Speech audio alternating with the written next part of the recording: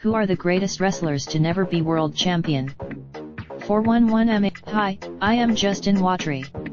You may remember me on the latest episode of the 411 Foresight Wrestling podcast, which you can listen to below. Mr. Matty Moses and I counted down our top 10 finishers of all time.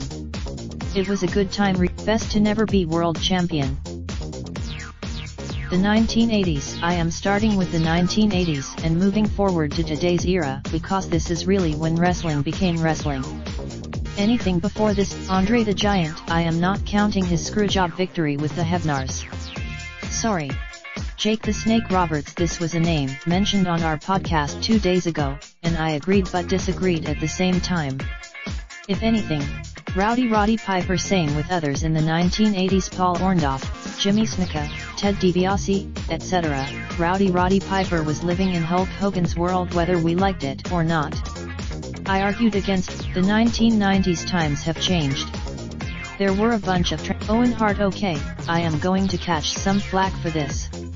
I made the remark, Mr. Perfect again. I am sticking to WWE here. I loved the music. Goldust just for kicks to the Golden Globes, can you imagine? Razor Ramon. In a decade where Vince McMahon became WWE champion, in a decade where Sid got multiple main event spotlights, in a decade where Diesel held the title for a year, in a decade where even Lex Luger was pegged for a lengthy run with the belt that never actually happened, you can't tell me Razor Ramon could not have done something.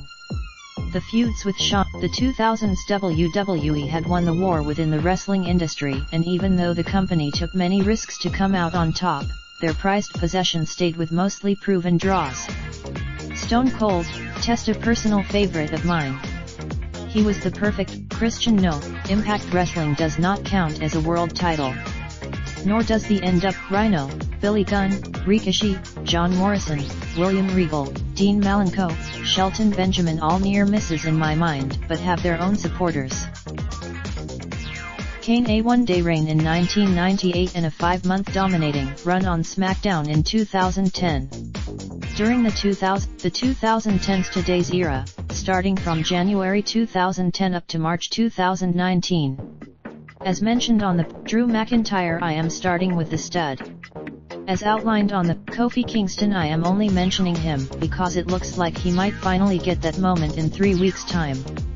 I was never high on Sami Zayn, Cesaro, Lashley, Samoa Joe, Braun Strowman, Bobby Roode, Finn Balor. Never say never, am I right?